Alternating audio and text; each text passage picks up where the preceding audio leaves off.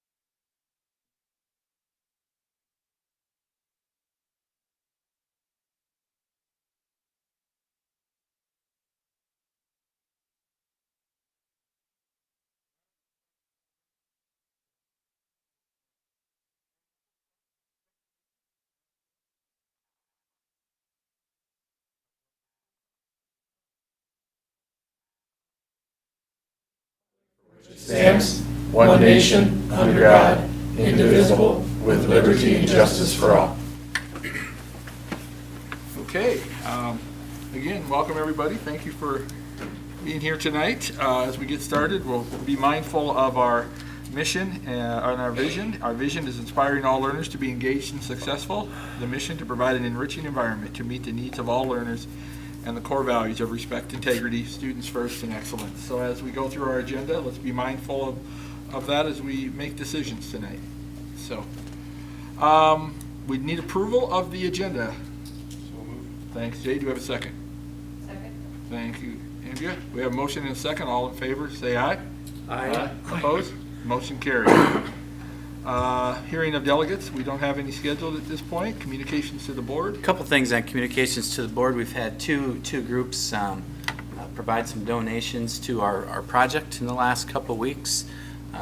Casey Nielsen called and just wanted to donate to the project and the continuation finishing of the softball field, $2,500, and then also Farmers State Bank donated an additional $25,000 towards the completion of the softball field, which will allow us to put some new bleachers in there and finish that the right way. So really cool stuff, and a big thanks to those groups for supporting us in that work. Thank you. That's good to hear. Okay, consent items. They were sent to us in our board packet earlier, and hopefully you've had a chance to review them. And if we have any questions, I know Gloria, I think you reviewed all the invoices. Here's an updated sheet. Yep. I thought it would be easier that way than, What's that? I thought it would be easier this way than telling you about them all. Sure. No, it's great. Thank you. As you're reviewing those, total expenses for the year are up around $150,000 from last year, with revenues up about $400,000 from the same time last year, so that's a pretty good balance from us. We would have expected both. We knew expenses certainly would be up, and we knew we would have additional revenues as well. Also, our side fund for insurance has a fund balance of about $1.6 million, almost $1.7 million. That's about $600,000 higher than last year at this time. So that fund is doing very well. What is the recommended level? Yeah, when we were all the way at 600,000, we still had enough in there that we were covered. So we probably certainly want to be 2 times that, I think. So we feel pretty good at 1.6. That's a pretty good place to be. I think we've always said in the past 1 to 1.2 million Yeah. is what we really want in that at most times. We met with our insurance group a while back. Our usage is up a little bit from last year, still below our curl rate, but we'll probably be looking at some type of increase in insurance, which I think most people are, right now, but still doing very well. Any other questions?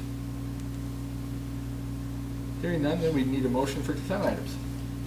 Make a motion to approve the consent items. Thanks, Tom. Do we have a second? I'll second. Thanks, Todd. We have a motion and a second for consent items.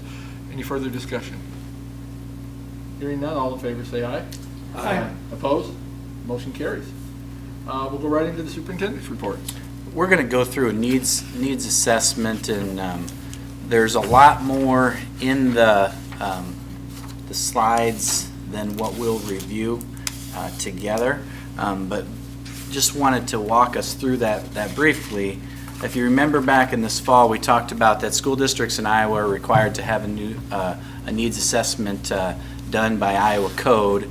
The Iowa Association of School Boards, something they do for most districts is they work and provide that needs assessment. So there was a survey that went out to all of our parents, went out to our community staff to compile the results that we have.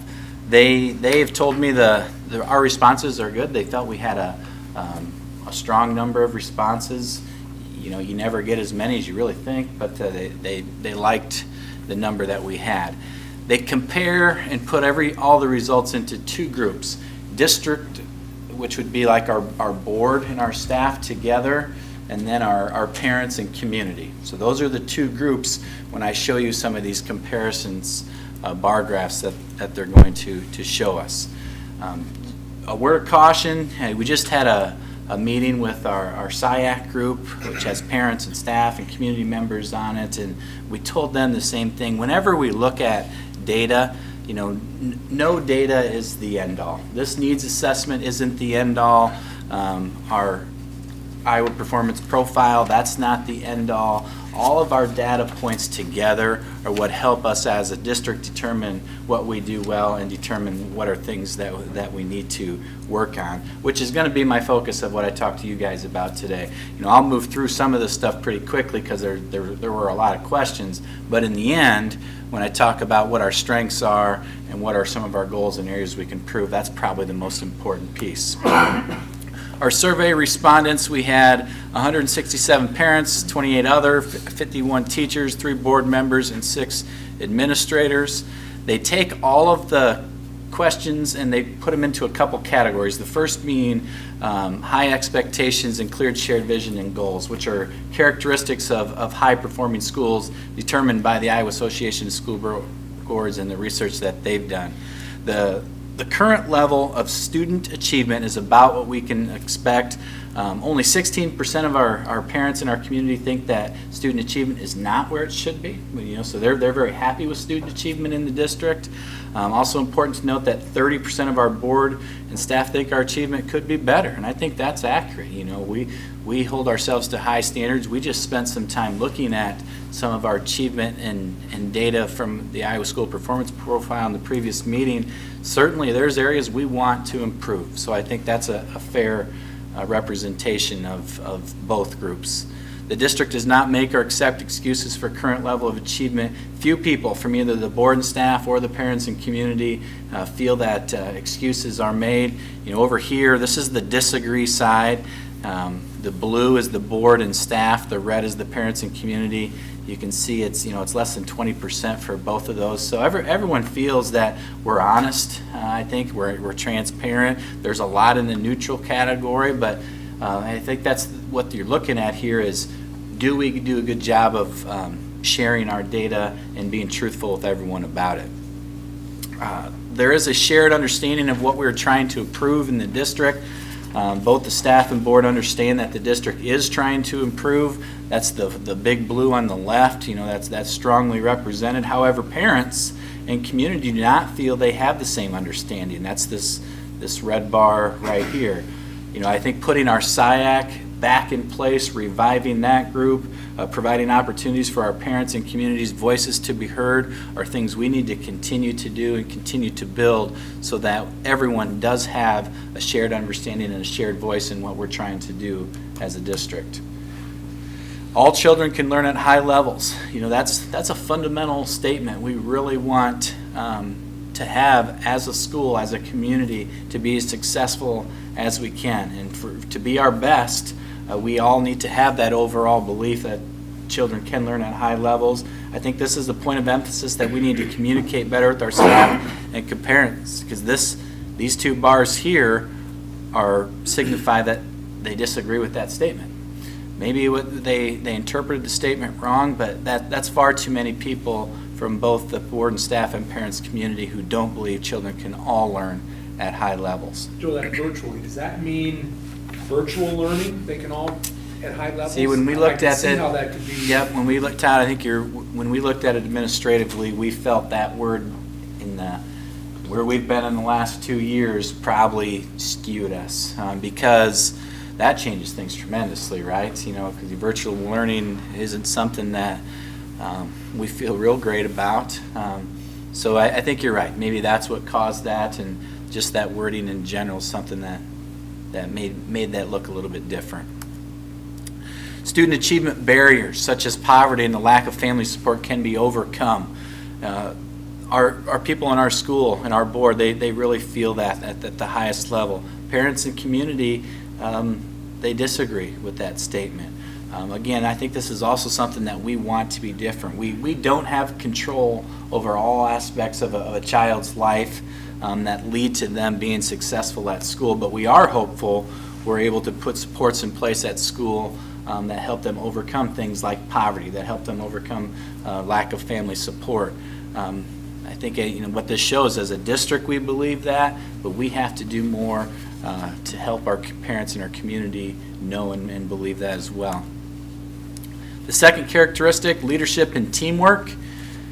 We have effective leadership teams in the district. Our board and staff overwhelmingly agree with that. Only 17% disagree. Only 23% of the parents and community disagree. When we get to the end, you'll see one of the overall points of emphasis is the leadership. People feel, and both sides feel good about the leadership in the district. I have a voice in decision making, way too high on both sides that we disagree.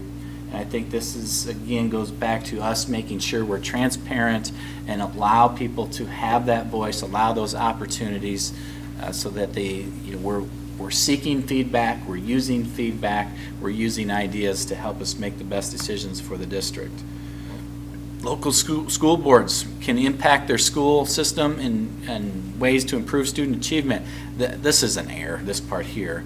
So just the graph that they gave us, they had something wrong. But this is the big data point. Over 80% of both groups believe that you guys have an impact on improving student achievement, and I think that's a testament to the support that our board has from our community. High quality instruction, professional development. Our students are actively engaged in classroom learning tasks. Overwhelming data represents the belief that our students are actively engaged in classroom learning tasks from both groups. Not a lot of disagreement at all. Students' learning drives our teachers' professional development. Our teachers really think so. 67% agree. This is board and staff, so only 17 disagree. Our parents, also agree. So, that's a good thing. You would expect our people in the school would say that student learning drives our teachers' professional development. This is something, as a parent or community, you might not know a lot about. So you would think that disagreement number would be higher. Well, that red was neutral. Oh, you're right. You're right. So it's Yeah. agree and neutral, so it really. Yep, you're right. We have adequate time for our teacher collaboration. Overall, certainly as I speak to teachers, the desire to collaborate is really high. It's something that we're working on, creating better schedules for our staff so that they have that. So I think this certainly shows 43% of our board and staff disagree that they have adequate time. It's something we need to continue to make better in our district. Again, parents and community, 51 are neutral. They don't really know. That would make sense, right? They're not here, and it's not something they would have great knowledge of. We need to focus major attention on improving professional teaching practices. Parents and community, yes. It would be hard for me to ever answer no to this. No matter what the situation is, we want to always improve teaching practices in the classroom, using best practice, research best practices, so students learn at the highest. High-performing schools, standards and assessments. Our district standards are clear and rigorous. People in the school certainly agree. Parents, about 3 out of 10 disagree with that. This was something, as we dove into some of our student achievement in the SIAC meeting earlier tonight, we've identified maybe we have work to do in our standards. Maybe there isn't great alignment between standards, assessment, and instruction. Somewhere in there we're off alignment with because of some of the growth data that we have. Important areas of student learning are missing in our current curriculum. 45% of our people say yes. So we need to identify those and see what those are. The rigor and content of the Iowa course fully implemented. Parents, a lot of them, they don't know. That isn't something I think generally our parents would know. About half of our staff said yes, with the emphasis that this has been in the state of Iowa for 10 years. Half of our district saying yes probably isn't near enough. It needs to be higher. So I would look at this data point as something that we need to work on. Our district's assessments do a good job of measuring student learning. About half of the school says agrees with that. The reds are neutral in this case. We don't learn a lot from that one. Last one here, parental involvement and satisfaction. Parents and community must be partners. Overwhelmingly, everyone knows that we must have a strong partnership with our community in order to be effective. Our parents are informed. Overwhelmingly, everyone, agrees with that. So you take all of this information, you put it together. This part's kind of hard to read, but it's, what's the top priority?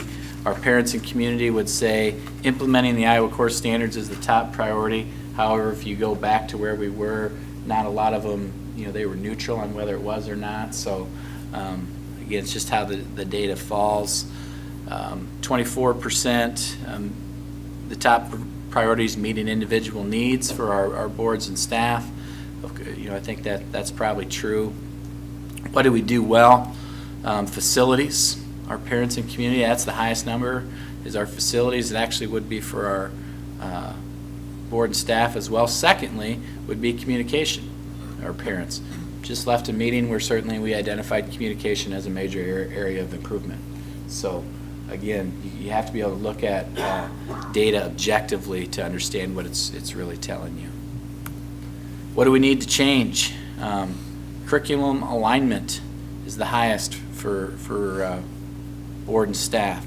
Student engagement would be second highest. Remember, student engagement, earlier in the survey, there was an overwhelming support that our students were engaged in the activities in class. So you put all that together. It's a lot of stuff. I'm talking really fast. This is the important part. What are the major findings? What does all of this mean to us? That our board, our SIAC, our administration, our leadership teams, they look at these to determine strengths and areas of improvement. Almost all of our staff believe that parents must be partners in education. That's a strength. The understanding that what we do at Algona Community Schools, we do in partnership with our parents and our community, that's really important, and there's a strong belief of that. That most staff and parents report that the school board has a positive impact on student achievement. And that's a tremendous strength and something we should celebrate.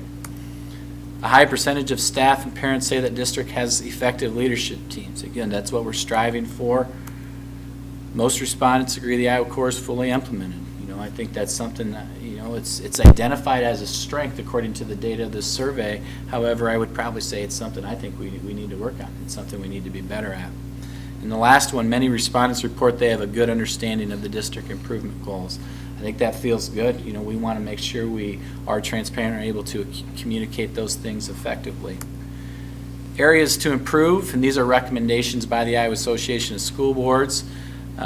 Schools should have a major emphasis on effective instruction, a major emphasis on content and the rigor of the Iowa core, and on active student engagement. No doubt about it. There's no question, regardless of what your data says, these things should be areas that you want to get better at. All staff and parents need to know that virtually all students can learn at high levels. Again, I identified that early on. That has something we got to find a way to improve upon. The district should improve the local assessment system to align to the standards. That is true. It's something we've been talking about, the alignment between instruction, standards, and assessment. We need to make sure there is an alignment there and we're not missing in one direction or another.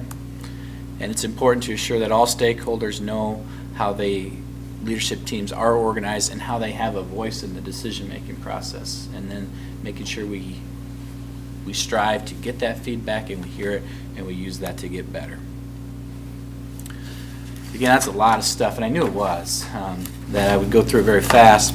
And important to know, another data point that can help us, and that's why these needs assessments are things that are required by the state, so that we do go out, we seek this information, we bring it back, we have improvement recommendations. We can use this along with our Iowa School Performance Profile and all of the assessment data and feedback that we get from our people to help set goals for us to get better and move on from here.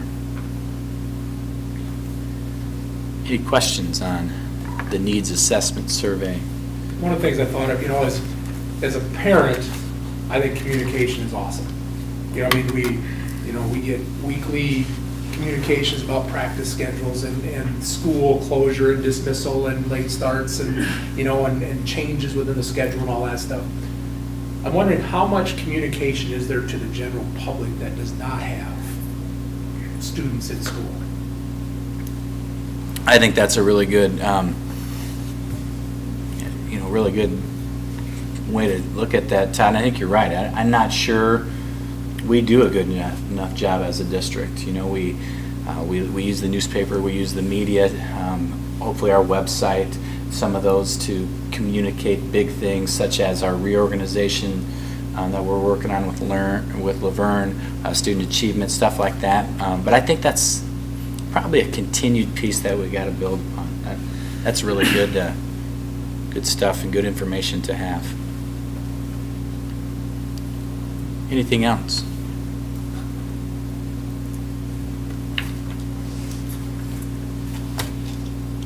Well, something to keep looking through and learn from and, Yep. and use with the information we have here. So, all right, anything else? That's it. Okay. All right, we'll move on. Thanks, Mr. Roder's here tonight, and we thank the administrators and the teachers that take their time to come out on the evenings and give us an update of what is going on and what is in each of the levels. But Mr. Roder's here with our middle school. All right. Got a little presentation for you guys. I'm going to go through some of the work that our staff has been doing on our social emotional learning in middle school. The second part, I'll actually invite Mr. Ingalls up to come up and present on the Oculus system virtual reality that we have. Megan Rasmussen and him wrote the grant to the School Foundation. Through their awesome support, we were able to get a classroom set of these. I think we are the only people in like entire Northwest Iowa, maybe this entire side of the state that has a classroom set. Specifically in our AEA district, yeah, we were the only ones with, well, actually we have triple the next largest one, so we are quite far and away the largest one in our area.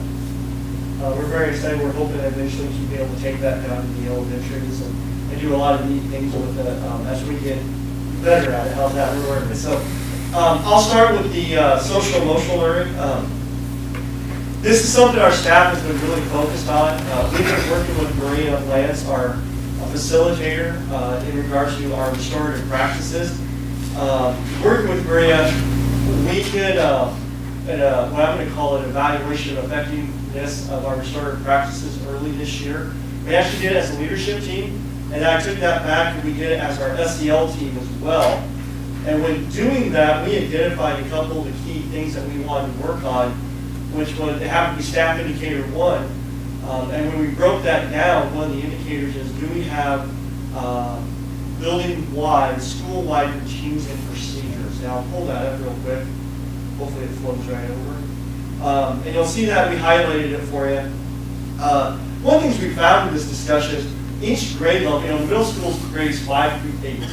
5th grade is very, very unique compared to 8th grade. They're very much more, we treat them more as elementary students or transitioning to middle school. 6th grade is really our transitional year, where we see a big change in students. And then in 7th grade, they become what you would traditionally see more as your middle school students. They're getting more involved in athletics, programs, activities, extracurriculars, performance choirs, bands, and things like that.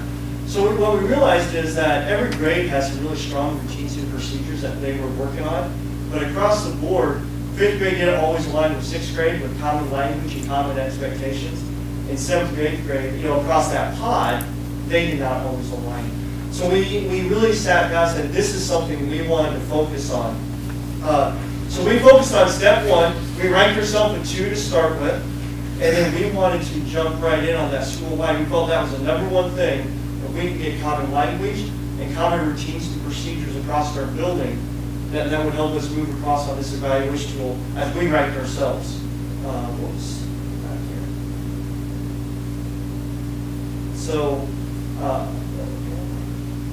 the first step was we got together with the leadership team. We had a very open and honest. Maria joined us for that conversation, and we laid ourselves pretty bare. We celebrated our strengths, but that's again where we identified the weakness that we need to have these things. With that, the group actually kind of took out a really difficult timeline for some of this. That was in September we did that. We're using our full-day PDs part of those days to facilitate this, and we decided that by January we wanted to have this done. And so we had developed some key things, steps that we had to get done. First of all is our timeline. We wanted this done by January 20 of 22. So day one, when the kids came back to our building, we could start introducing these lessons and these concepts and routines and procedures to our students. So we got the staff together. We kind of worked from the bottom up. We had each grade level meet together. They identified key areas and key themes. We took that and we put them into pods. So the 5, 6 met, 7, 8th grade met. They took those things and they collaborated together to come up with the pod themes and key concepts. And then we brought our entire building together to do this later on. One of the key things I'm very excited about is we've included all our TAs in this process. Every TA has been invited to join and have a voice in this process as well. They sometimes see things a little different than a classroom teacher. They're working with sometimes a different set of students and things like that. So they really had a great input on this process. And really what we settled to in the key areas, there's a lot, but we talked about PAC, we talked about a number of different areas. What we really settled on that we want to focus on this year is classroom, hallways, and commons. Later on the slide, you'll see we did add one more. We broke out bathrooms and drinking fountains. We worked with Joe's laughing. We work with middle school students, and bathrooms and drinking fountains are kind of a unique area. So as a staff, we broke those out. Once the staff did this, and this is where it becomes kind of unique, I've never done this before, we actually went back to our student advisory groups and presented these concepts to our students. The students worked in their advisories and collaborated, and they took it to their student representation student council. And those students and our staff, our SEL team, came together in early December and spent a day in this room. We called it our constitutional convention. What was important to us, not only from our eyes as teachers, but from eyes of a student. And what do we need to do to make these things happen? We sat here, I would say, till about 1:30, started at 8:15, sat here till about 1:30, working with students. They provided some really nice perspectives of what they think a classroom should look like, a hallway should look like, the commons should look like. You know, and one of the things like they talk about, and they know our commons is loud, but they do lunches, that's their time. Their time, and when you put 100-some kids in that commons, it's a little bit loud. And it doesn't bother them, and it was a good perspective to have. So I do kind of want to, I'll open that up for you. This is what they put together. We went through an entire signing process, and every student that was part of this signed this, and every staff member that was part of it signed this. And one of the things we do is we go back, as I talk to students, we reference back to this Constitution that these are the things that we said were important to us. We also took the key terms here and made those some of our driving forces behind the work we did. And you'll see that in the next slide here. This is an example of, I call it the peace slide. If we do these things, we have peace in our building. And you'll see across the themes, we put feels like on top. We change things around.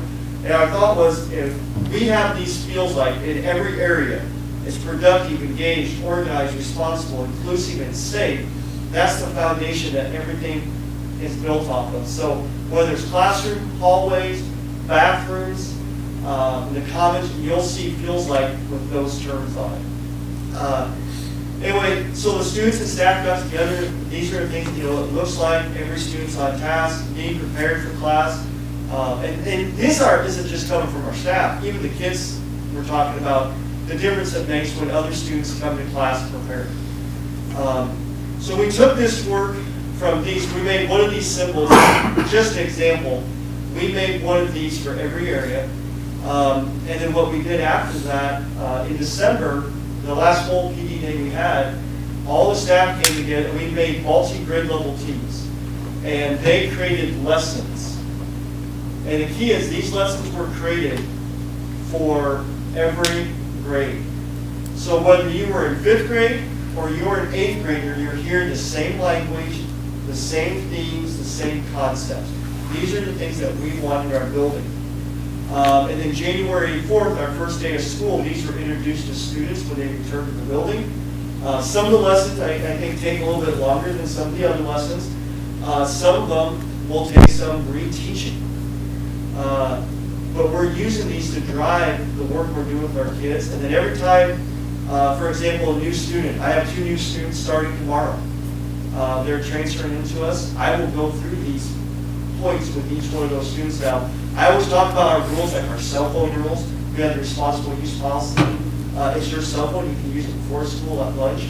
But we never really had a guiding principle for how do we act in our building, what's our expectations. And that, this thing right here, this, I call it, again, the peace wheel, will guide those discussions with our new students.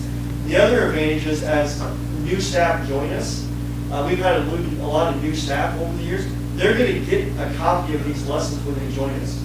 So they're going to jump right in and have a guide to what do we do in advisory, what are we trying to get our kids to do. Then as an administrator, I also go back to these terms, these pinwheels, as ideal students. So we have a student that, I'll use the easy ones, running in the hallway. Well, it's pretty simple. How is that safe? Can you tell me how is that safe? What does that look like to you? So I use this terminology as I'm working with our students. Obviously, some kids catch on right away and say, hey, I messed up, I got it. And that's all you need to do, they're done. Other kids, you're revisiting this quite a bit with. It's practice, it's routine. Sometimes we walk the halls together and I ask, how does this look to you? Based on the identified areas. So it's going really well. I think the students are getting it. We've seen a difference in our kids since we started some of this. We're not done. This is truly the beginning steps of implementation. But I'm really happy with what we've seen so far. We have seen, one of the issues we identified, we had a problem with drinking fountains with kids. The squeeze ball, they think it's funny to squeeze a bottle when water shoots out. That kids were enjoying that, and we really put an emphasis on this. And it has died down. I mean, do we have problems with it once in a while? Yes. But it has receded tremendously from where it was. Mr. Eagles controls one about this work. Yeah. And I think he'll tell you it's went down tremendously from where it was. And a lot of that is having these repeated conversations with kids. This is our routines, these are our expectations and procedures in our building. So that's going really good. I think our next step is the restorative conversations coupled with this. So when we have a student that is not cooperating or is resistant to these routines and procedures, they don't want to follow the basic expectations. How do we have that more of a difficult conversation with them, a restorative conversation with them to get the outcome we want? We want them in class, we want them to be successful. Let's make that all happen. We need a student that's behaviorally appropriate in our classroom as well. So that's kind of the work we're doing. Very, very excited about it. I think our staff has bought in. I just wanted to recognize that. I won't read all the names for it. These are our leadership teams. We have an SEL leadership team that's totally focused on the social emotional work we're doing. And then we have a PLC team. While they're very much more focused on the academic side of things, they have supported the work of the SEL initiative as well. And these two teams meet once a month to plan our professional development on both sides. And they've done an outstanding job, so I just kind of wanted to put their names in front of you and really thank those teams for the work they've done. So, Jake, how were those groups selected? How did you? They were selected, each representation from each team. They brought forward their names and who was interested, and really the teams kind of decided who was going to do it from each team. The only one, Mrs. Thompson, took over both roles due to a situation in our 5th grade. She took over both roles, which is a lot of work on her part. She's embraced it. She's doing a great job. I think she's probably going to be pretty happy next year where there's a PLC and an SEL leader for the team. But yeah, they came to us. Some of them had already been doing work, like Mrs. Waltz had been doing a lot of the PLC work. She was a PLC leader previously, so she just jumped right into that role. Mara would be the SEL lead for 8th grade, and with Holly doing that, she stepped right into that role and took over that. So it's really was the staff who they identified for these positions. So, and then we talked to them and said, this is what you're going to be doing.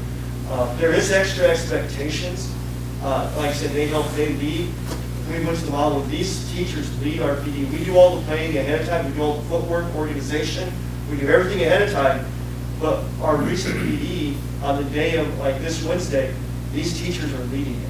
We've given them everything they need, we've walked them through it, we've prepped them for an entire day, we've prepped them, but it's really becoming a teacher-led professional development on the delivery side, which has been really enjoyable on that day. It allows me to float around and participate as a participant versus always trying to organize everything the day of. We do that all ahead of time now. So, any question or anything that time? Our next thing is kind of a little more fun, and it'll take a few minutes. I was trying to go through that pretty fast, but that is the work we're doing. I'm very, very excited about it. I really want to say our staff is excited.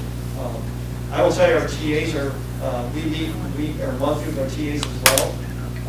We're doing a book study with our teacher associates, and they're very excited about the work we're doing as well. With them, we're doing Culturize. I think, when you did that with us, what, 3 years ago, our first year? And they've really gotten into that book study. So every full day of PD, I spend an hour and a half just with our TAs going through that book study of Culturize. And last time we didn't get half as far as I thought we would, because it was in-depth discussions with the teacher associates. They had a lot of good questions. So it's been really, really a fun experience this year. But the teacher-led PD allows me to meet with those teachers and associates during that time, because I know I've got these leaders leading these discussions for me. So. Is the TA implementation something new that we haven't done in the past, or? I think it really, I'm going to say it's new. They've been invited, but Joe has allowed us to invite them to every PD day. They're not required, so, I mean, there are some that don't come. Mm-hmm. But I've got a really great group of TAs at the middle school, and when they can, they're here. And they're vocal, they're participating, they have a voice. And so I'm going to say we've had it, but never to this level. And really, we have the ability to have it here. I think that on a consistent basis, they know when it's a full day of PD, they're welcome to be in this building. So that's been... When we were on 2-hour early out schedules, many of our TAs rode buses and could not come to our professional development. So, there's some lost hours by them when we went to whole day.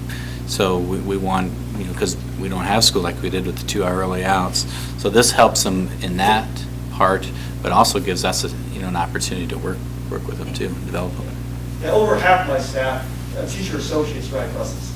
So yeah, an early out, there's virtual. I mean, I have a couple, but I mean, you're really creating the have and have-nots in that manner. Here, there is nothing going on. I mean, there's no buses that day. They can be here. And I truly think they've enjoyed it. I know the feedback I've collected from them, they feel way more part of the process with the building.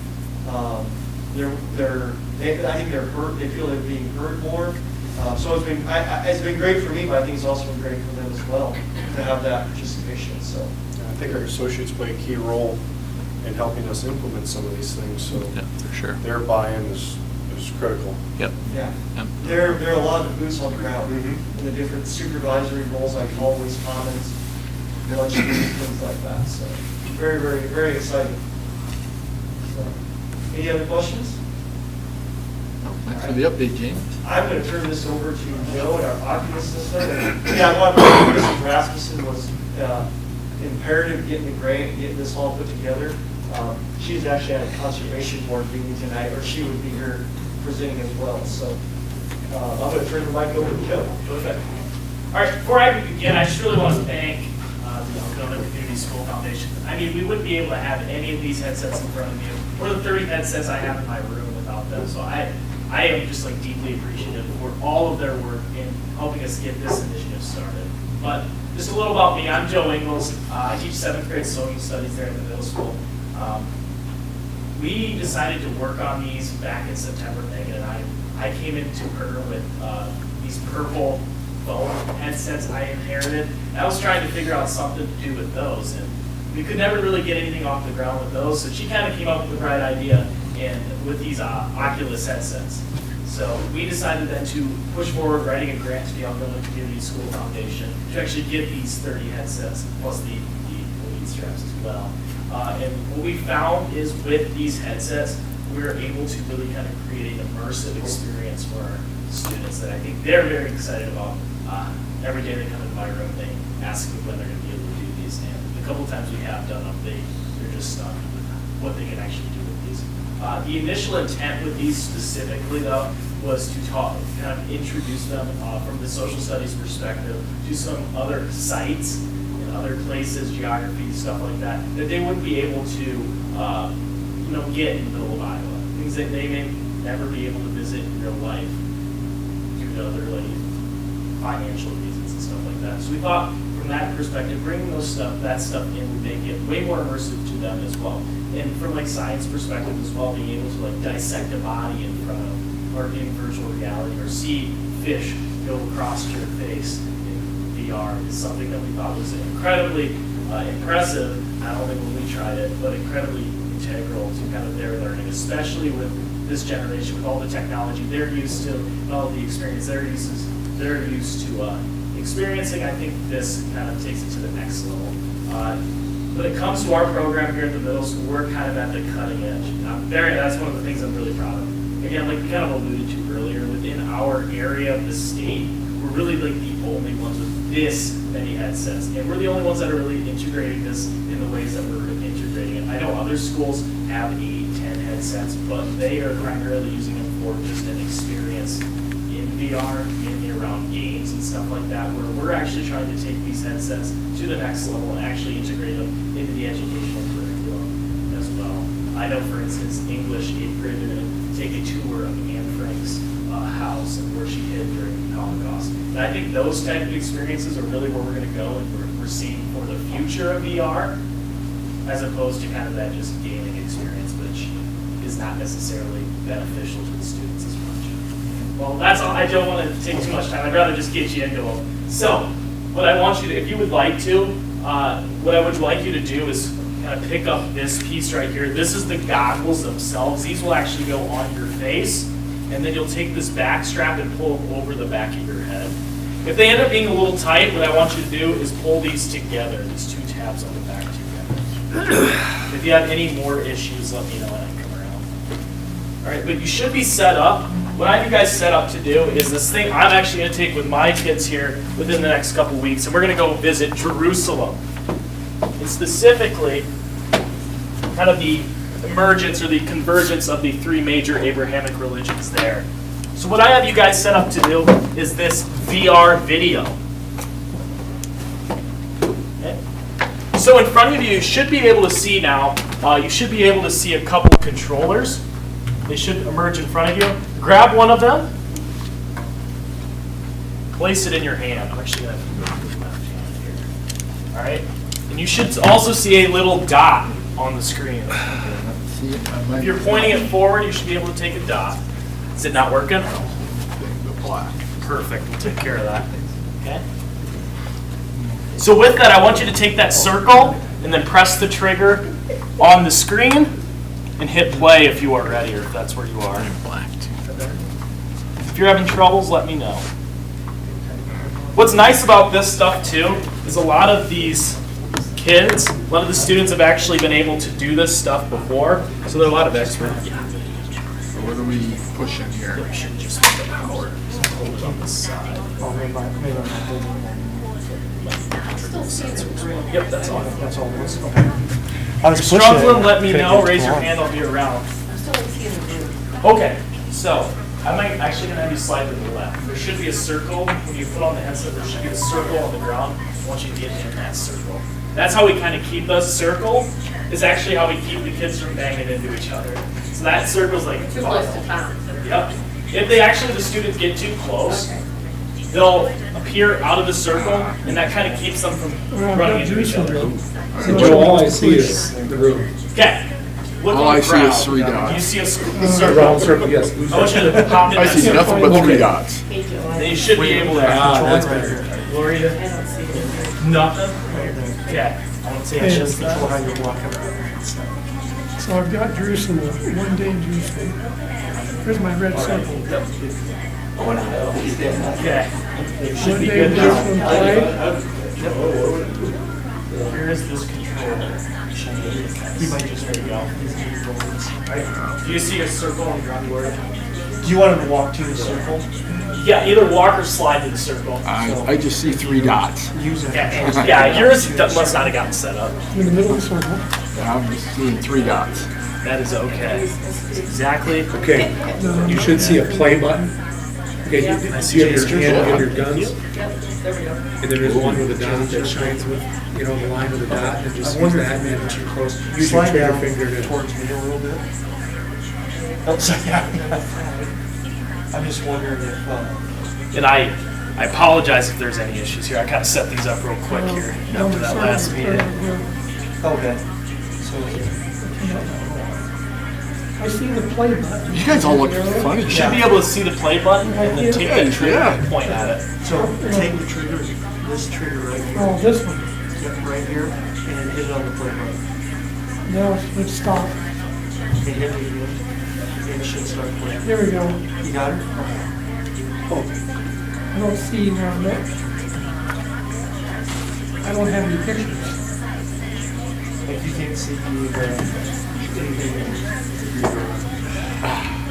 You want to try Jason's? There we go. Yours is working. Jason's here. Oh, wait a minute, here we go. Okay. It's kind of hard when you're trying to Yeah. get people. Okay. I'll let you hold that one. I'll get you right where I want. I'll actually just put you into a different video just quickly. Or you can spin all the way around. You can spin all the way around. Probably dizzy.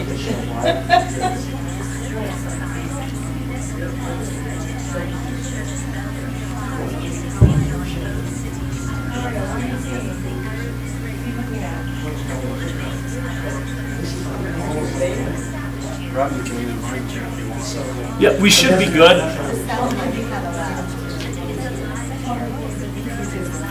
There you go. You should be good. Just slip that on. Amy, you want to try this? Hey, there we go. Oh, that looks like a long ways down. If anybody else wants to try this, I got extras.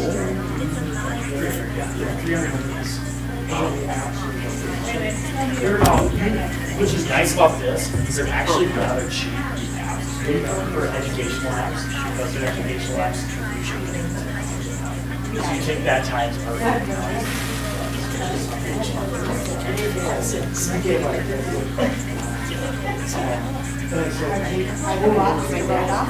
I think we got 13,000 for the grant.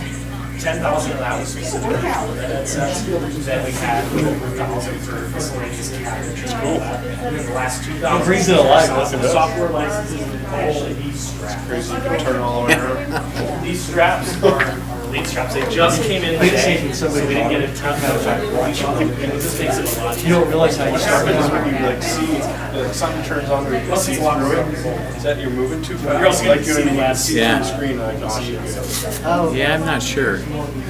We You're have right, if you move too fast. See, like it's got vision, you can see what's going on. You just sort of- Yeah, and then we have these at home, and the boys they like box and stuff. Luke will be like, oh, it's unbelievable to work out. It's pretty cool. They got a lot of If you stuff. finish, all I want you to do is there should be a power button on the right side. I want you to hold that until you hear a triple B.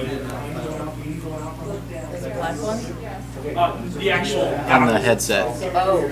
I can see where you can tour other places than Yeah. saving transportation. Yeah, that's really good. Vacation. They read this book, but they never had a real knowledge. I could go to the ancient Norman I would have learned a lot more. all over the place. And I think a lot of that is Right.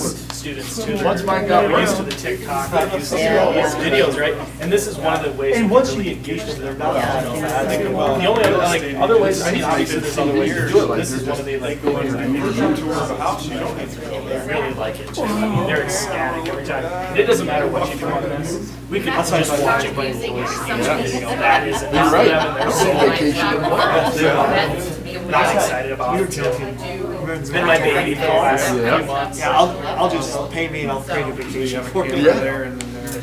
So you look through the worker side, but that doesn't actually have to be on site. Give me questions too about them, let me know. So Joe, what are those things? These are actually the, we call these the lace straps. We just got them in today, the rest of them, so I didn't have enough time to put them on the headsets. But what it is it's a way more comfortable strap.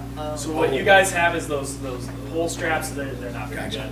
This makes it easier. All I have to do is put it on like this and then ratchet it, and it sucks right to my face. It's a lot more comfortable, and then it doesn't go anywhere. You don't risk, kids accidentally dropping the headset, stuff like this, because now it's glued to their head. Yeah, and then you just unscrew it like that, and it comes off. They're pretty slick. A lot cooler than Media the was picture taking in the book. pictures of us, let's take pictures of them now. Time Magazine's not. Yeah, I know. It's not quite the same, is it? National Geographic. No, I looked down once and it went, ooh. So I'm gonna come around. I'm I on top have of a building. these boxes. I should have names on top of all the headsets. They'll be called, usually they'll have like an actual name, like Asa Call or Leos Kasuth. They're named after either places in Kasuth County where people whose names are found in cities of Kasuth County, or they're my test ones, and their test ones are just called MS. Asa Call. I have Asa Call. You have Asa Call? Yeah. Yeah. I didn't get the H's stuff. Joe said you had an ace. Those are my I test have, ones. I have Asa Call. Yeah. Does anybody have heard Call D? At Leo's Or AMS Dummy 1B? Those are loaded, Joe. Those are loaded. Perfect. Yeah, no, yeah. Sarah Call. That's over here. And I had a Cleo's Kasuth About, 1A. is that 1C? Oh, 1B. It's 1B. Okay, I have 1C. That one I have over here.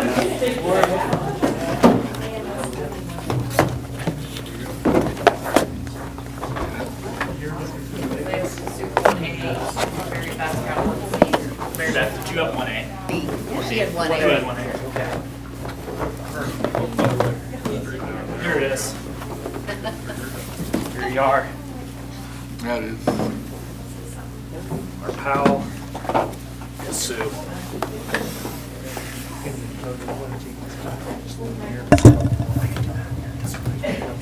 I'll just stack them back here. Alright, that can work. Otherwise, yeah. Oh, you should put it, yeah, the table. That's right, table.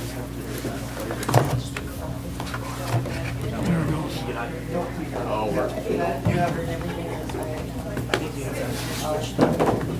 You had it right the first time. I never had a pair of those on before.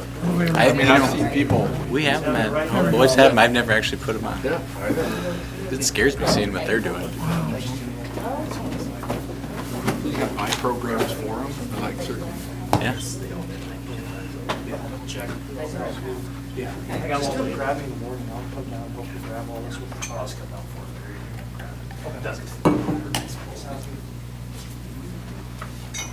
All right, well, thank you for doing that, we Thank you. appreciate Well, it. no, thank you for letting me come in and I- show these off. Well, they're impressive. Very cool. All right, we'll kind of keep moving on then. We'll move into our new business, starting with the second reading of the 500 series. So in the 500 series, I have the link here.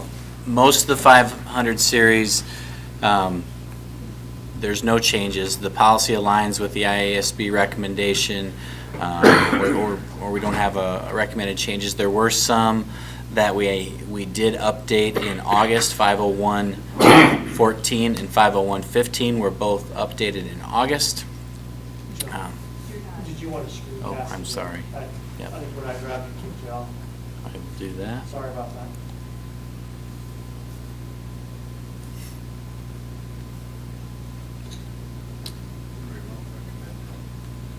Yeah, Should cover that. I'll go.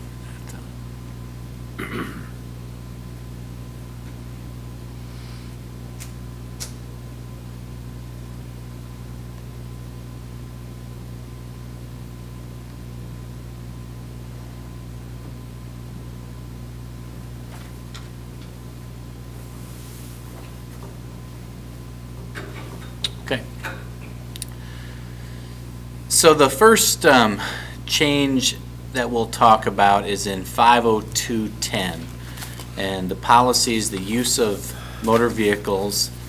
In red is our current policy, and then I'll scroll down to blue, which is the IASB recommended policy. My recommendation would be to adopt the recommended policy with the criteria being administrative approval for a student who lives less than 1 mile. So What we would remove is that the board recognizes the need to regulate the use of motor vehicles at the school by students who have a driver's license or school permit. Students seeking a school permit who live less than 1 mile from their school of attendance may have the requirement waived if they have a disability that prevents the student from walking to school.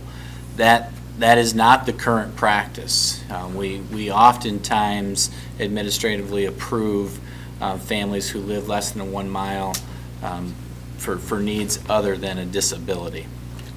So what we would add is that the board recognizes the convenience for a family and students of having to drive and park at the school attendance center. It is a privilege. Students who do drive and park in the school attendance center, and all this wording comes from the recommended IASB policy, shall only drive and park at their designated attendance center or at their attendance center of the shared district's attendance center for the purpose of attending an activity. So if they're here and they're in our parking lot, it's for a reason, it's for a school reason. Students may not loiter around or be in the vehicle during the school day without permission from the principal. Going in, if they live within 1 mile and otherwise would not be eligible, then they can be granted with administrative approval.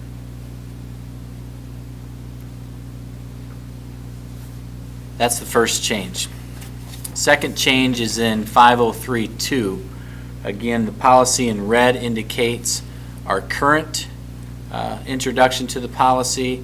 Policy in blue is the recommendation. So currently, in regards to expulsion and suspension, the policy is the Board of Directors may, by a majority vote, expel any student for school for violation of rules and regulations approved by the board when the presence of the student is detrimental to the best interest of the school.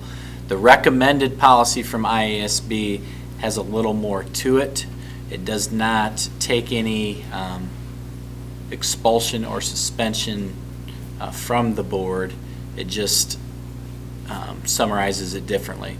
Within the discretion of the board to discipline a student by using expulsion for a single offense or series of offense. So you could, or you may, for one offense or multiple offenses. It is within the discretion of the superintendent to recommend to the board the expulsion of a student for disciplinary purposes. So I would recommend the IASB recommended policy. Corporal punishment, 503.5, there's an addition in blue to add mechanical restraint, which is just a definition that is part of that mandatory policy. 503.6, physical restraint seclusion, to be added. Algona Community School District does not currently have this policy, and it is not mandatory. However, there are specific requirements for the school districts to fulfill before and after using physical requirement by Iowa Code Chapter 103. So what this does is it puts those requirements that we already have by law into school policy. And really when a physical restraint takes place, you have to communicate that to the families of the children involved, which is practice, that standard practice that we have now. And do we have staff who are currently trained? We do. We have CPI staffed at all levels that are trained in restraints and holds. What's CPI? James, crisis prevention intervention. There's a whole deal escalation component, but we try to talk them down first. Right. And then there's a holds portion part of CPI. Now, this may be a silly question, but like, if a staff member walks out in the hall and there's 2 kids fighting, is that different? I mean, can they just go and restrain them and pull them apart for the safety of the students? Safety and of those around others, them? yeah, for sure. Yeah. Okay, so that doesn't necessarily pertain to this? It doesn't. Okay. And our policy defines that, Todd, on the second page. I must have Seclusion missed means the involuntary confinement of a child Okay. in a seclusion room or area that the child is prevented. That would be the seclusion. Okay. Physical restraint or seclusion is reasonable or necessary, and then it defines that stuff for us. Okay.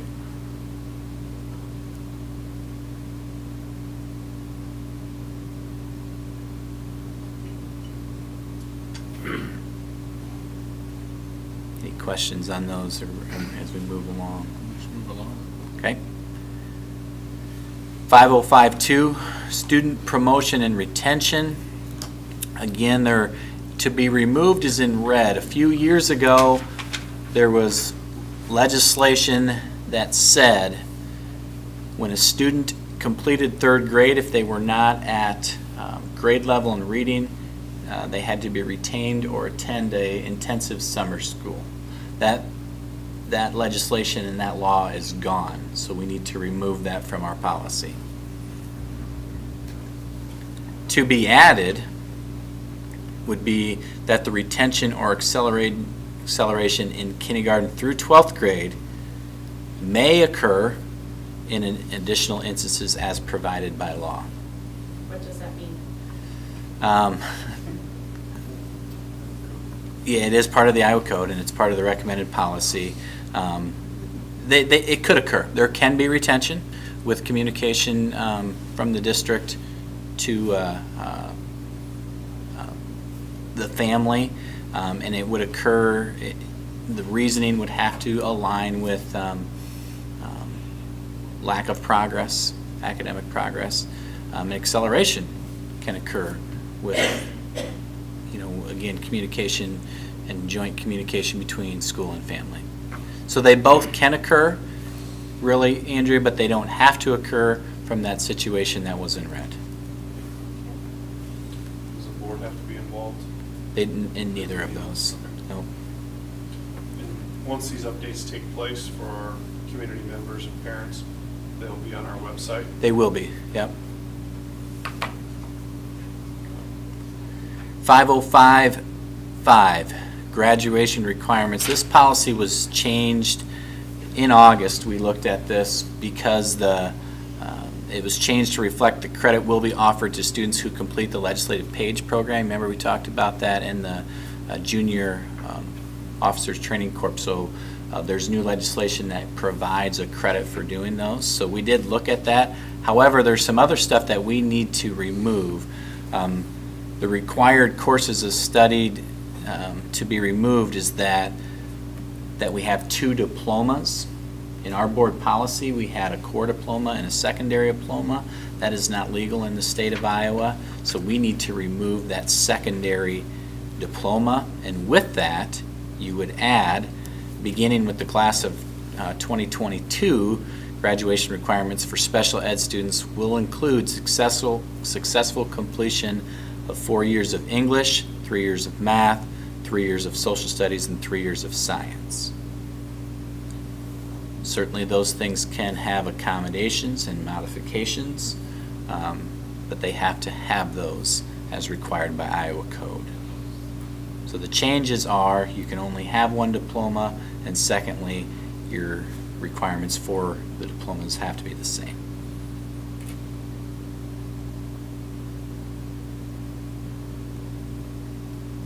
.5056, this is a mandatory policy that we're not in alignment with.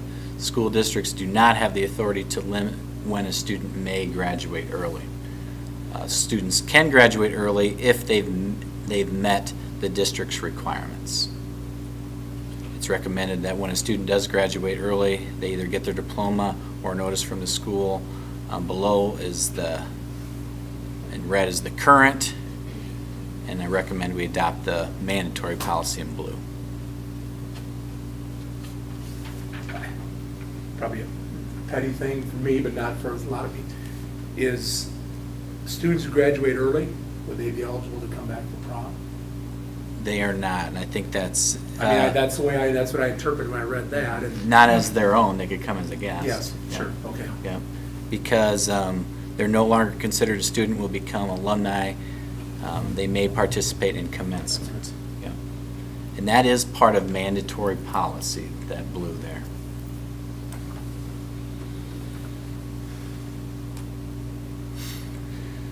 We then skip that is it. That's it. Those are the changes.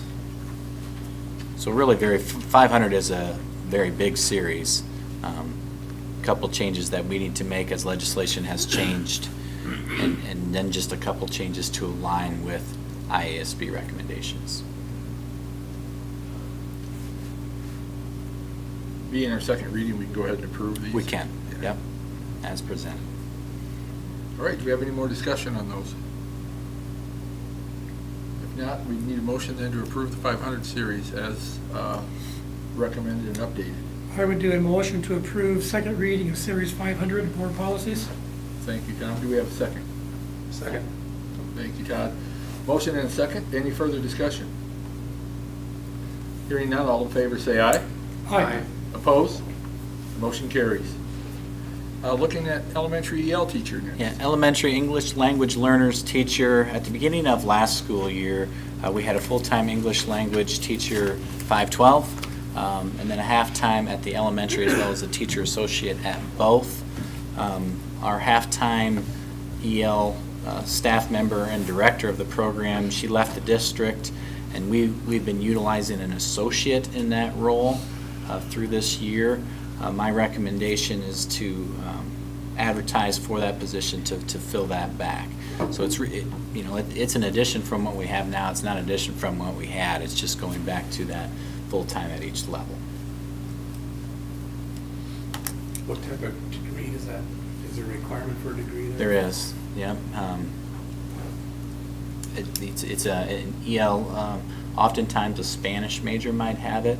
Typically, and this is our case at the high school, and we have another staff member who they went back to get that endorsement, and we can get them a Class B through that process, so they can be working on it and working for us at the same time.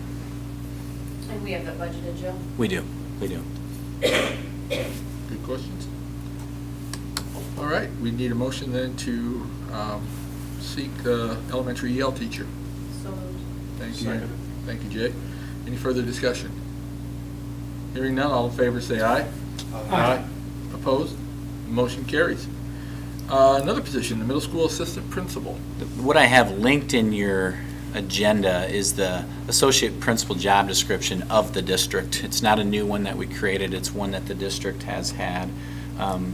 A middle school assistant principal is something we've been discussing going back to our retreat in the summer, and as well as through some different memos throughout the year.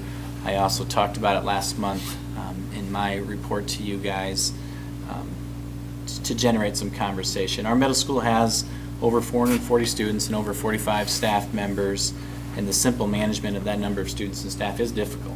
There's no question it is. Currently, we can get bogged down with managerial staffs, we can get bogged down with behaviors, we can get bogged down with instructional and professional development, and having an assistant principal will allow both those positions to spend more time in instructional leadership, behaviors, and management of the district. Last month when we talked, I think Todd or maybe Jay asked to get some other numbers to kind of look at, what other districts locally and in the state are doing. Humboldt has 448 students in their middle school. They do have an assistant principal. Webster City has 486 students in their middle school. They do have an assistant principal. Iowa Falls has 290, and that's also a 6A building. They do not have an assistant principal. Clear Lake, very similar to us in size. However, their middle school is not 5'8". Their middle school is 6'8", so they only have 325 kids, so they don't.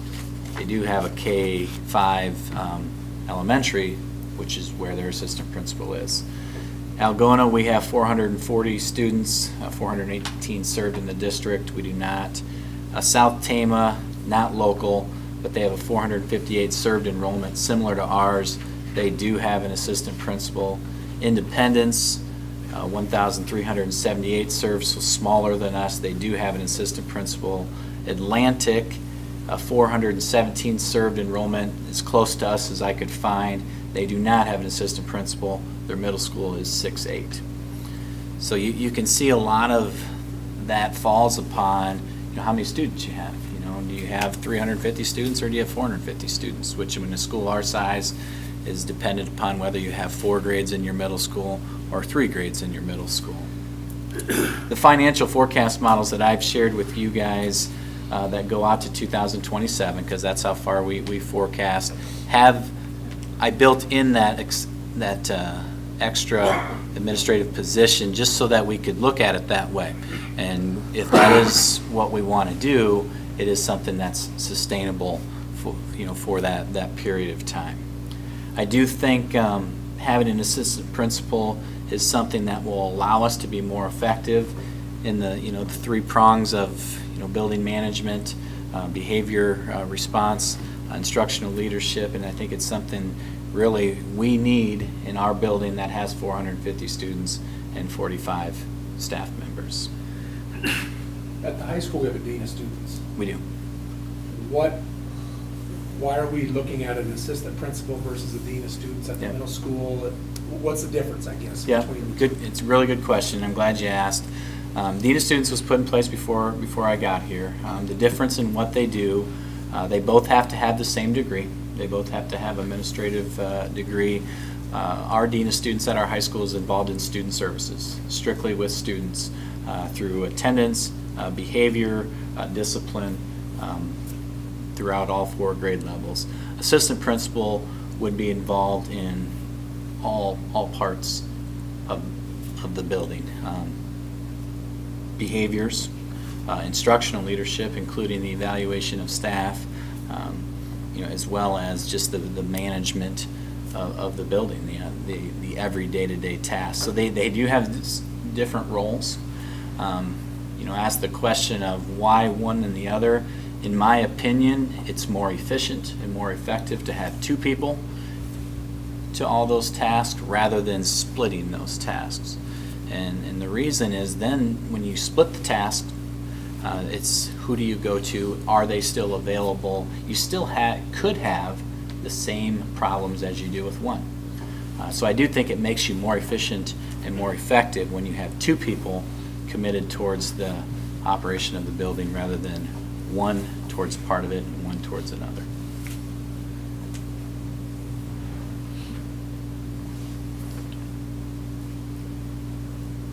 Any other discussions on that? Looking at the job description, do you plan to do an upgrade? I think we need to. Agreed. There's a couple things in there. As we were looking at earlier today, we plan for assistant middle school principal to be evaluated by the superintendent, as are all administrators. But certainly in that, they're going to have to work with the middle school principal, work with the building principal. But I think there are some things we need to update if we want to approve this position, to align it to what we're looking for. Agreed. I'll be honest, when I first heard this and stuff, I struggled a little bit with it. It's not just the middle school principal position. When I started teaching here in 1997, I did some quick math. I'm estimating we had about 16 to 17, maybe even close to 1,800 students. We had 6 full-time administrative positions. All the middle school and high school teachers had 2 prep periods. One of those prep periods every day was assigned to teamwork. We problem solved. We met with kids. I kind of say we did restorative practices back before restorative practice was a thing. We planned our, the team activities. We did things. We worked real effective. We did a lot of those things. And then we had our other prep period for our individual planning, our correcting of tests and planning for the next day and collaborating with other teachers and stuff like that. Through the years, our enrollment has declined. We've reduced our teaching staff to where we are now. I think our current level appears to be acceptable. But in the talking of things, we're on track to be up to 10 full-time administrative positions. And I'm not saying these are not important. They are. And our teachers have all been reduced in the middle school and high school to 1 prep period. And I know I've spoke with some elementary teachers, and a majority, from what I hear from people, majority of that time is spent problem solving, working on team meetings. We had middle school, or Mrs. Sucher come in last month and talk about the MTSS and the amount of time, that takes place during their prep period and stuff. and more things are having to be taken home, worked on the weekends and on the evenings. I spoke with one teacher, middle school teacher this afternoon, that said she was here 5 days over Christmas break working on things to get things ready. And so, you know, I think we need to start also taking a good hard look, and it's not as, I understand it's not as easy. I understand with current, you know, the trend of school funding, it makes it very, very difficult. You know, you can add an administrative position, whereas adding a full teaching position is difficult because you don't have enough for 2 science teachers in 8th grade or whatever, you know, whatever that might be. And so, you know, that's one thing I ask, is I'd really like to see us try to somehow work so our teachers have more time during the contract time to work on those things, because right now there's a lot of attacks on public education and public school teachers. I personally worked with 3 teachers who have I'm done. They quit in the middle of the year. One was October 1st. You know, I mean, it really, everything we're asking them, we're putting more and more on their plate and asking more and more of them, with less and less time, makes it very, very difficult. And I think that's a big factor on why we have a hard time finding teachers. You know what, there's, you know, just the number of people going into the field has gone down. And so, you know, when I came here, this was, Algona was the Cadillac. This is where you wanted to teach because of that time. And it still is. It's still a great place to work. I'm not saying anything about that. You know, so I'd like to see administratively, what can we do to give these teachers more time, free time during the day, to get those day-to-day tasks done, so they're not having to work on the weekends and the evenings and over Christmas break. And so, Yeah. Todd, I think you're right. You're right on. There's no doubt you are. You know, as I look back at it, I think it's about 13, 14 years ago in the district when staff was reduced, and for in the high school, instead of teaching 6 out of 8, they're teaching 7 out of 8.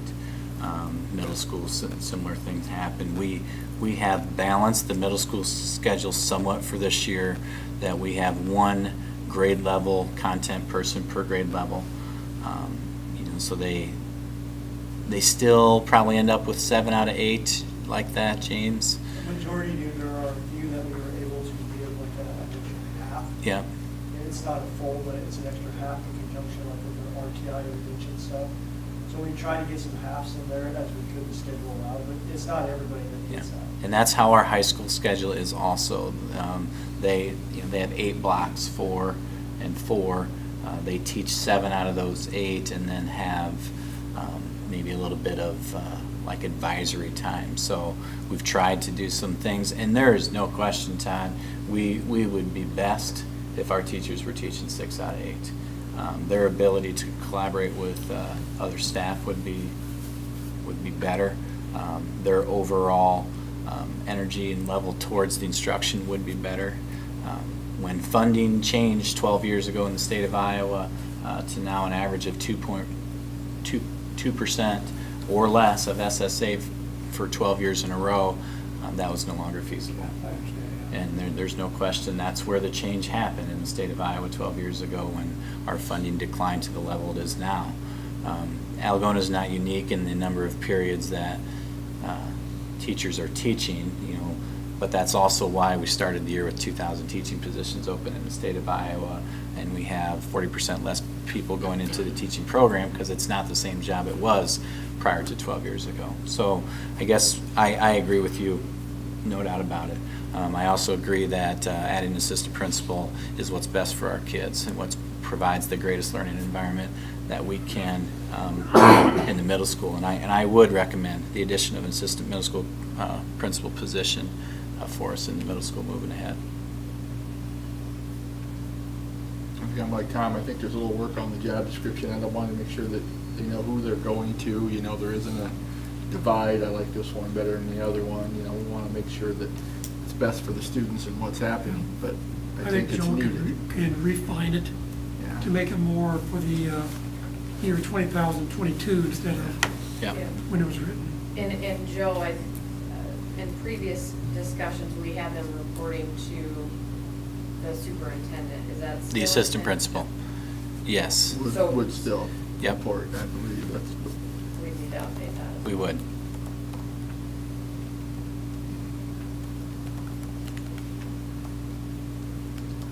Any more discussion? All been valuable.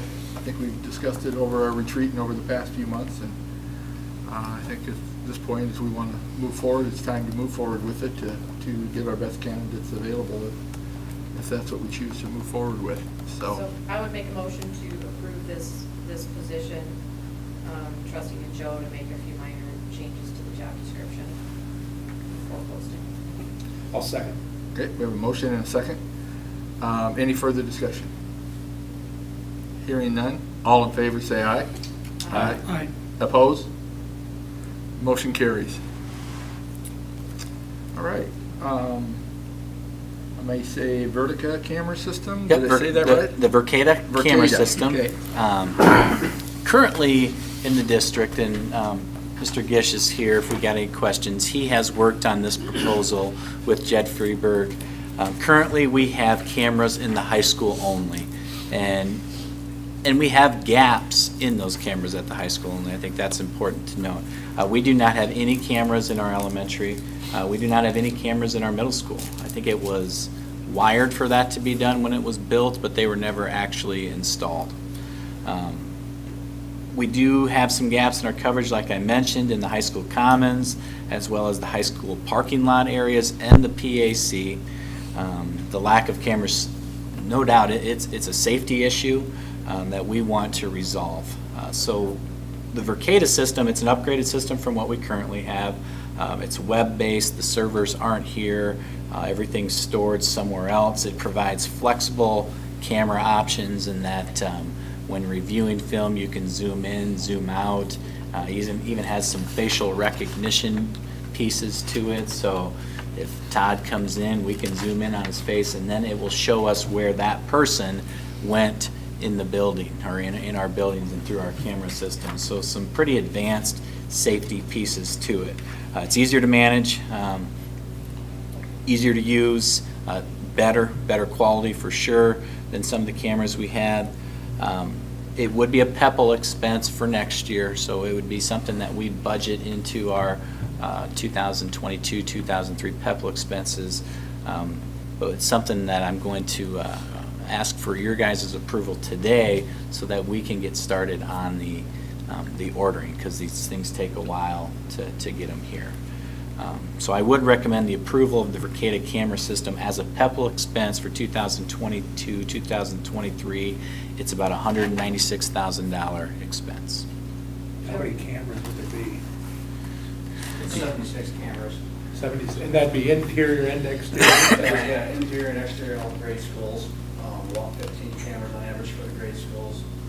7 in our PAC, or on the other side of our PAC building. I think there was another 8 in middle school, and then, or 15, excuse me, in the middle school. And then 8 in the high school, and all the blind spots. We do have a camera system currently. It's very poor quality, and so we would just be adding to those blind spots this year, and potentially, then start changing out some of the existing cameras to this system later on. I think this definitely is a great idea to reduce some exposure liability-wise. I just have a question on the licensing agreements. When you take, what's our average, or what's our plan for, how much is it going to cost us each year? Each year, if we did it yearly, it's about a $12,000 price tag. That's going to increase after February 1st, so it's going to be closer to $20,000. If we go with a 5-year plan, that saves us 1 year, which is about $12,000. Like I said, after February 1st, that would go up to almost $20,000 a year. So if we were to pay yearly and bring that as a yearly expense, it'd be $58,000 over 5 years. Otherwise, if we go with our plan, it's $46,000. But that, like I said, that increases after the first, so that would be $7,500 a year here on out. And that increase, they don't increase very often, but that's probably $35,000 over 5 years that we actually save. So we'd be in a better position to lock this down for 10 years Yeah. The 10-year is, well, yeah, we would, because we would definitely save, but that, every 10 years, we would have that expense again. You know. Bigger one. The 5-year license is 46,000, correct? And the annual is 11. So we save, 11,600. Is this allowing us to use we're gonna own the cameras? yep, We're Yeah. buying those. This is gonna allow us to use the software, basically, a license agreement to. and the use storage, software? and storage. Okay, in the cloud. Yeah, it has 30-day storage in the cloud. Each camera has 120 days built in the camera. Okay. And if we have an area where we have a lot of issues, we can get more cloud storage at no additional cost. We would just assign that camera to get more storage, you know, for those areas. What other industries or businesses are using this system? I mean, is it well supported? Is it going to be a business? Well, a good majority of the schools in Iowa Yeah. are using this system. Yeah. Byte is a company that we buy a lot of our technology at schools from. You know, they're a technology warehouse in the state of Iowa, and they're selling the Vacated equipment. And it does exist in many schools, for sure, you know. And I'm assuming we don't have a competitive bid because there's no other companies that can offer this type of package, or? Looking at, there aren't a lot of other camera systems similar to this. Johnson Controls that we currently have, I did get a price just to upgrade the cameras that we have in our parking lots and on our building, and to put about five cameras at each grade school, just doing the exterior, was a little over $100,000, and that was for 30 cameras. So comparatively, and that's with us, we have the server. Servers go bad, we need to replace those every once in a while, recording servers. And we have extremely poor cameras. These are high definition cameras. The nice thing about these cameras, like you said, facial recognition, we can take pictures of the entire staff, all the students, put that in the system every year. We have students missing, we can click in their name, hit on their picture, and the cameras will pick up where that student came in the building, the last time that student was, you know, last time they were seen, where they went out. Sex offender list, same thing, you can do that. License plate, we can, all that stuff can run through their software at no additional cost. And if we have issues, and this also can time door locks down in the future. You know, this would actually lock down the building. If we had a parent who's not supposed to be coming getting their kid, you know, maybe they're divorced, just, you know, they don't have custody of their student, we could put their picture in there. If they come up to the building to get their student, then we can get alerts on that. We can set up so that it will alert us saying, hey, so-and-so's here to pick up their student. They're not supposed to take their student, you know, that type of thing. Would it, you know, sometimes just doing it all at once, would it be cost effective to just redo everything? You know, I mean, because each time they come back to install, it's going to be more money. What do you estimate is the high school cameras that we're not upgrading on this? How many of those? About 35 cameras, and so I've got them coming back because Jared asked me to get a price. I'm estimating it's going to be about $100,000 to $120,000 to convert the rest of them. The thing about a lot of those cameras is the wiring's already there. So I think it will be a little less than that, just because they'll just install the new camera in that same spot. So we might save a little bit of money, but probably about another $100,000, I would say, to do it all at one shot. Would be that much more. And they are coming to give me a price, but we didn't have it this time because that was just last week that was brought up, so. Yeah. Like Todd said, it only gets more expensive as we move That's, forward. you know, I mean, It just gets more. But, maybe it's not feasible. I mean, yeah. To add 100,000 onto 1 year PEPAL budget would be tough with some of our needs. It's something we could certainly look at, and you know, Jeff is, him and I have met and looking at our PEPAL, you know, for the future and needs we know we have coming. We could look at that and see if we think but that would be about almost half of all of our PEPALs for the year, so that might be tough. is this something, I mean, if surprise, it comes in much lower, is this something we could approve tonight and let you guys make the decision which Sure. way to go? I mean, Yep. if that seems feasible. We could approve this recommendation tonight. We can get that estimate for the additional high school cameras. I can communicate that to you guys. If we feel it's something we can handle financially, we can make that decision. And this is them doing the install, not our staff or anybody. Correct. Yeah, this is them doing the install. This is them doing the The install. nice thing about these cameras is down the road, if we get a different building, if we close down some grade schools, these cameras can be taken out and just reassign their location and put, you know, when the burn closes down, there's 6 cameras, they're Vacated. We can bring them up here and put them in our system. Because they currently have Vacated, right? Yeah, they've got, And it's a plug-and-play system. It's, you run the internet, you a switch, you assign your camera. The 3 that we got that we're trying, I installed them myself, they were not that difficult. But the reason we're looking at having them installed, most of it is just manpower. You know, this is a big project, so, Well, that's what I meant. I think it'd be better if we, yeah. What's the longevity of hardware? They have a 10-year warranty. The cameras we currently have, I believe they were put in when the middle school was built, so they're like at 11 years old. So, you know. And technology's changed a lot in those 11 years, which it's going to continue to change, but. And these will continually get updates through their service. Right. So we'll just push updates to them. Yeah. Yep. Yeah. all right, any more discussion? If not, then we at least need a motion to approve what we have in front of us. As And, you know, presented. and kind of ask Joe to bring the information back to us for updating the rest, and we can Because make a we'd decision. probably like to have this approved and given going in before February 1st, right? Because then Right. we'll get the. Yep. I make a motion to approve the Restorative camera system. Okay, we do have a motion. Do we have a second? Second. Thanks, Corey. We have a motion and a second.